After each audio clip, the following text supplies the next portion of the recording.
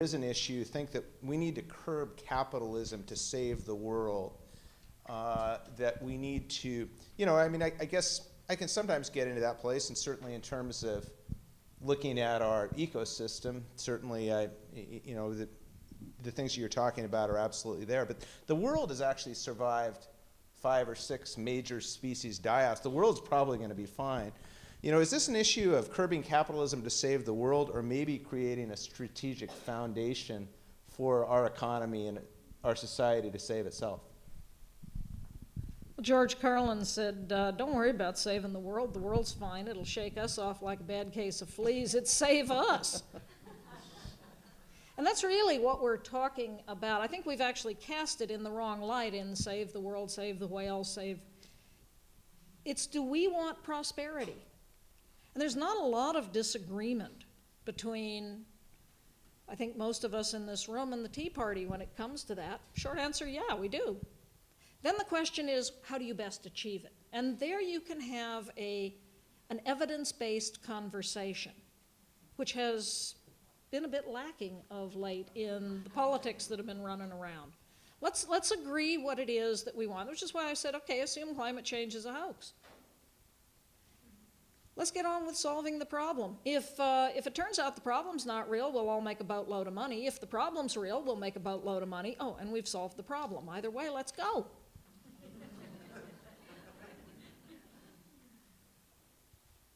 But then I'm a fan of redneck sustainability.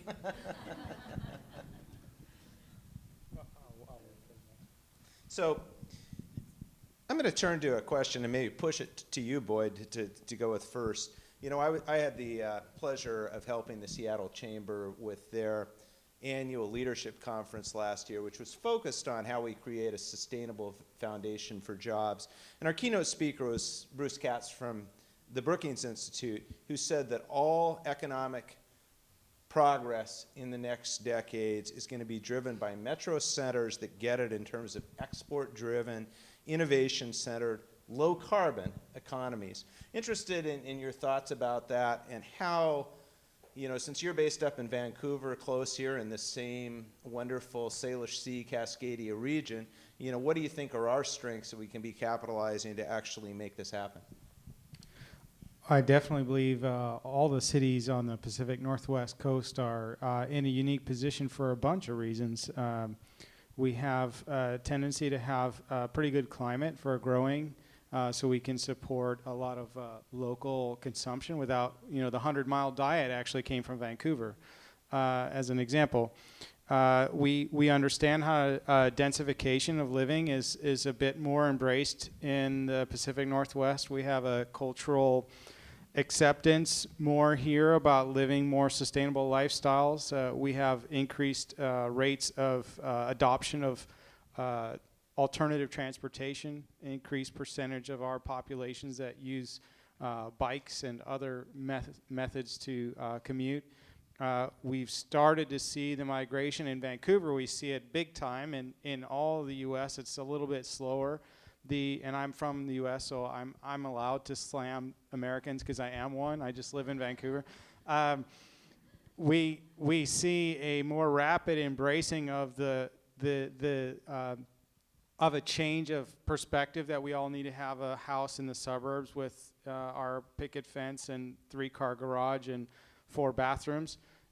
We live in 5 minutes from downtown, and lots of professionals do. Vancouver is one of the only cities in North America that has experienced a decreased rate of single vehicle use into downtown.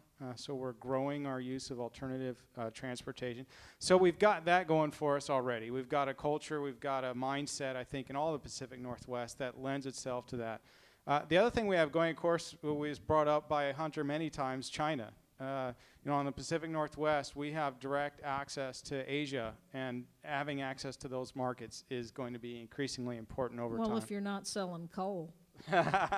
That's another question we could get into as well. Well, I was going to go to that later, but my colleague Casey Golden paints a vision of a future that where we're sitting on the Columbia River watching coal ships go out with Powder River Basin coal, that we no longer are using to power our own plants here.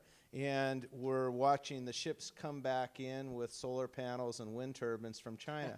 Interested in your thoughts about, seriously, what are the options that we can be doing to avoid having that kind of future become a reality? Well, it is a reality. We're a resource colony. Whether it's timber or mining or jobs that we've exported. And we're a debtor nation. If we didn't have the world's largest supply of nuclear weapons, well, we'd be considered a third world country. So the question is, do we like that? And if not, then what are we going to do about it? We need to bring manufacturing back to this country. Folk like Dominic Murrin, right here in Washington, with Humble Factory, do-it-yourself, local manufacturing, sustainable manufacturing. We need, like King County, bought up a lot of land as a food shed, recognizing that in peak oil, with climate change, we're going to need to supply food locally. So places where I live, Boulder County in Colorado, is now starting to do the same thing, paying attention to buying up land and ensuring that it's available to farmers. Because if oil prices go in the direction they very well could, where are you getting your food from? I'd like to touch on coal for a second and fossil fuels and our transition. My wife, Elizabeth, over there, and I, we started a company called CO2 Impact. And one of the key sectors we focus on, we're a carbon origination company, so we develop carbon reduction projects primarily in Latin America. We have a bunch of projects in Colombia, and over time we ended up getting more and more involved in a sector that I think might give some of us a little bit of have our hair raised, but we're in the coal mine sector. What we're doing there... You haven't got any. The little that I have, and I have a lot on my arms, by the way. The coal mine sector in Colombia is top 10 worldwide in terms of production, and it's like bottom 3,000, even though there's only a couple hundred countries in the world. Bottom 3,000 in terms of how it manages responsibly its their business operations, and including methane. Last year, over 200 people died in coal mine explosions. One of our clients down there had 73 people die in June from a methane explosion in their mine. So there's a lot of environmentalists, and you brought this up earlier, Ross, as well, about this environmentalist or capitalist thing, and we're trying to bridge the gap with climate capitalism. It's to me, there are solutions that address the needs of everybody, and that's our point with climate capitalism. So when you talk about a coal mine, a lot of people, maybe some of you think we shouldn't work with coal mines, but if we work with coal mines, we help them address their methane problem. We're helping them mitigate the risk of explosions which kill people. Talk about social responsibility. I'm not talking about improving the quality of life of your employees by, I don't know, giving them some tuition benefits for their children. I'm talking about saving their lives. So that's a social benefit beyond value. Then you've got the ability to actually capture the methane instead of venting it in the atmosphere. As you all know, probably most of you know, methane is 21 times more potent greenhouse gas than CO2. So if we can divert methane from going in the atmosphere, we're doing a good thing for the climate. And on top of that, all these benefits for the mine, besides mitigating risk of explosion, includes things like allowing them to produce more at a more safe way, and also use the gas that we've recovered on site as a greener energy source than their coal that they normally use to burn to create energy on site. So to me, that's a sustainable solution. But, you know, there's a part of me that struggles with this, and probably a lot of you do too. Why are we helping the coal industry? We're trying to move beyond it. I believe, I'm not that big of a fan of the coal industry by any means, or coal power plants by any means. We got to move beyond that. But I do think we're in a period where, even though in our book we advocate strongly for the fact that the technologies are there for us to make a wide-scale shift to renewables right away, and I totally agree with that. Having said that, without a doubt, there's going to be a transition. If you look at percentage currently of fossil fuels and renewables, we're not going to go from 7% renewable to 100% renewable overnight. There's going to be a need for fossil fuel, but I'd rather get away from coal. I just want to touch on this. I'd rather shift from coal to gas. And of course, gas that's recovered in a more sustainable way. We're seeing some poor corporate responsibility and other things around gas recovery in the U.S. particularly. But I do think there's a role for fossil fuels in the transition, but cleaner fossil fuels rather than coal, preferably. Depends whether you're making a transition. You know, some of us started talking about this transition back in the late 60s, 70s, 80s, 90s. That's why what the Germans have done by saying, okay, we're going to stop nibbling at this bullet. We're just going to pay for the transition. Makes sense. And until we have those sorts of policies in place, we're not in a transition. We're in business as usual. Or as Bill McKibben, or excuse me, this was Van Jones actually puts it, we're stuck on stupid, right? So I was going to go to policy matters.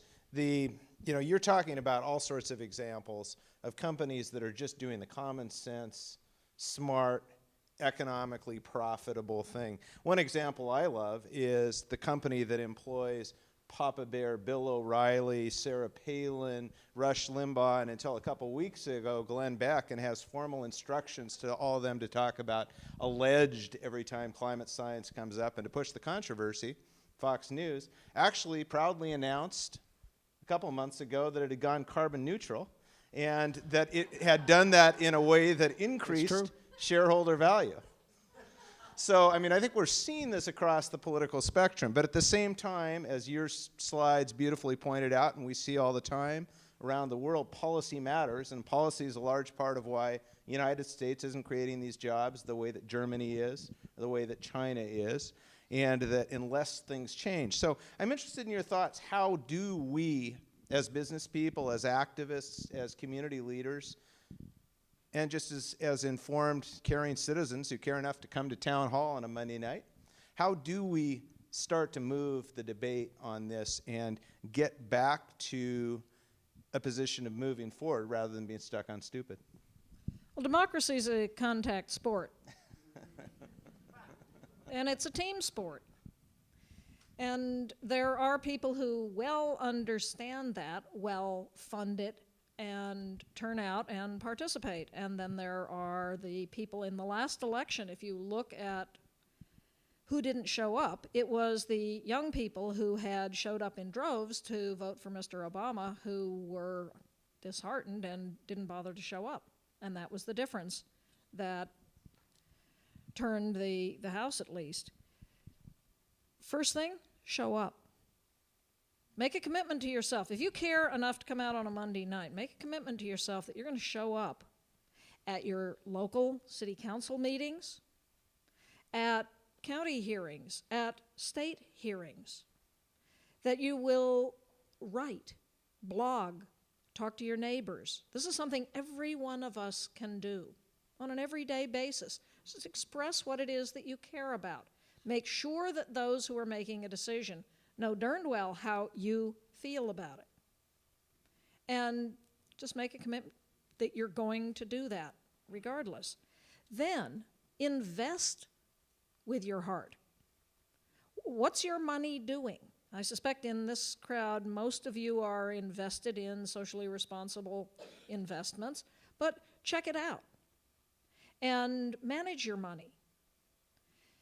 What are you doing at work? What's your company doing? What's your school doing? Again, talk about it at work. Businesses can do a tremendous amount, and businesses can show up. Small businesses in general don't participate in this transition. We've got a tool called Solutions at the Speed of Business. This is how Joe Santana saved himself $450,000. It's a do-it-yourself, walk through what your opportunities are. If you haven't implemented this in your business, give that a go. And then each one of us has a different skill that we can bring to bear. So ask yourself, when you get home, look in the mirror, what have I done today to make a difference? Ask yourself that every day. If all of us do that, it will add up to the difference. I think we need to, thanks. I think we, and our book was trying to do this, we need to move